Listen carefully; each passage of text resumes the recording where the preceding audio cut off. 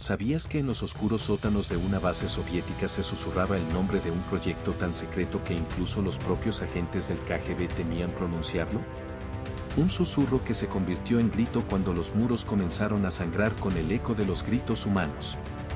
Si llegas al final de este episodio, vas a entender por qué esto fue silenciado durante décadas. Quédate. En los años que siguieron a la Segunda Guerra Mundial, la Unión Soviética se lanzó a una carrera frenética por el dominio científico, una carrera que no conocía límites morales. Mientras el mundo celebraba los primeros vuelos espaciales, en el corazón del desierto de Kazajistán se erigía un recinto subterráneo llamado Instalación 217, conocida solo por el número de su puerta blindada. Allí, bajo la constante vibración de los generadores, científicos y militares tejían una pesadilla, un experimento de aislamiento total, diseñado para romper la mente humana y convertirla en una herramienta sin voluntad. Los documentos que hoy desenterramos fueron ocultados bajo capas de burocracia, censura y miedo, y su revelación nos obliga a preguntar, ¿hasta dónde puede llegar la ciencia cuando el poder decide que la ética es un obstáculo? Para comprender la magnitud del horror, debemos retroceder a 1953, cuando el líder soviético Nikita Khrushchev ordenó la creación del Comité de Investigación de Condiciones Extremas, bajo la dirección del Dr. Anatoly Vasiliev, un psiquiatra que había trabajado en los campos de concentración durante la Gran Guerra Patria. Vasiliev, con el respaldo del ministro de Defensa, el general Nikolai Vasilievich, estableció la base de la Operación Aurora, una serie de pruebas que pretendían demostrar que el aislamiento absoluto podía crear soldados sin miedo. La instalación, construida a 30 metros bajo tierra, estaba equipada con cámaras de hormigón reforzado, sistemas de filtración de aire que regulaban la composición de oxígeno y dióxido de carbono, y una red de sensores que medían cada latido del corazón y cada micromovimiento ocular de los sujetos. Entre 1954 y 1957, la Operación Aurora reclutó a un grupo de 23 voluntarios, todos ellos jóvenes oficiales del Ejército Rojo, reclutados bajo la promesa de una medalla de honor y la promesa de una vida sin dolor. Los nombres de los responsables aparecen en los archivos: el coronel Igor Petrov, encargado de la seguridad, la ingeniera Elena Mikhailova, responsable del suministro de gas, y el jefe de logística, Sergei Kuznetsov, que garantizaba el suministro de alimentos y medicinas. Cada uno de estos hombres y mujeres firmó una orden secreta que los vinculaba a la misión de resiliencia, sin saber que la verdadera misión era una prueba de la resistencia al aislamiento extremo, un experimento que buscaba despojar al ser humano de su propia identidad. Los primeros en cruzar la puerta de la instalación 217 fueron el teniente Alexei Morozov y la capitana Irina Sokolova, ambos de apenas 22 años.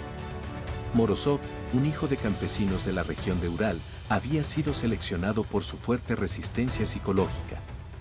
Sokolova provenía de una familia de ingenieros y había demostrado una capacidad de adaptación sobresaliente en los entrenamientos de supervivencia. Dentro de la cámara de aislamiento, el aire se mantuvo a una presión ligeramente inferior a la atmosférica, mientras una luz tenue de lámpara de sodio marcaba cada hora. Los registros indican que, tras las primeras 48 horas, Morozov comenzó a experimentar alucinaciones auditivas, voces que repetían su propio nombre en un eco distante. Sokolova, por su parte, describió una sensación de que las paredes se estrechaban, como si el propio concreto quisiera engullirla. A los 7 días, ambos mostraron signos de desorientación profunda, incapacidad para distinguir el día de la noche, pérdida de la noción del tiempo y una creciente paranoia que los llevó a sospechar que sus compañeros de celda estaban siendo reemplazados por impostores. Los informes médicos, redactados en tinta roja y firmados por el Dr. Vasiliev, describen una psicosis inducida por privación sensorial que evolucionó rápidamente a psicosis disociativa.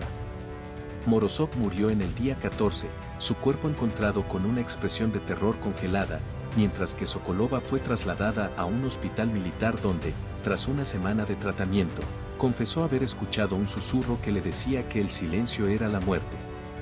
Sus testimonios fueron borrados de los archivos oficiales, pero los testimonios de sus familiares revelan la verdad: un hombre que nunca volvió a sonreír y una mujer que, tras su liberación, vivió recluida en su propia casa, temerosa de cualquier sonido. Lo que viene ahora es la parte que los archivos oficiales intentaron borrar para siempre. No te vayas. En los meses siguientes, la Operación Aurora se diversificó en una serie de pruebas que llevaban la tortura psicológica a niveles inimaginables. El primer experimento, llamado Eco de la Soledad, consistía en aislar a los sujetos en cámaras sin ninguna fuente de luz, mientras se les suministraba una dieta de solo agua y gelatina, reduciendo su ingesta calórica al 30% de la requerida.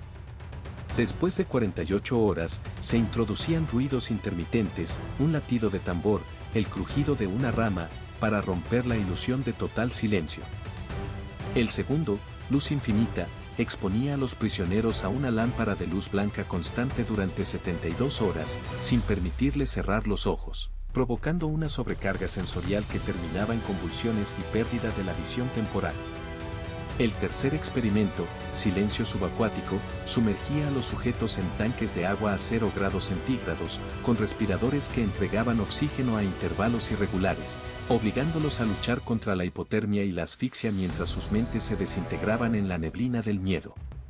Por último, el murmullo del vacío consistía en introducir a los sujetos en una cámara hermética donde el aire era enriquecido con dióxido de carbono al 8%, provocando una sensación de falta de aliento que, combinada con la falta de estímulos externos, llevaba a la pérdida de la conciencia y a episodios de amnesia total.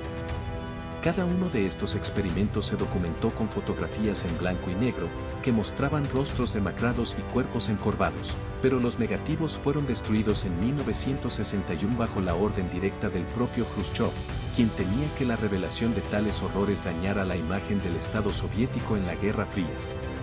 Detrás de esta maquinaria de horror se encontraban los verdaderos arquitectos del encubrimiento.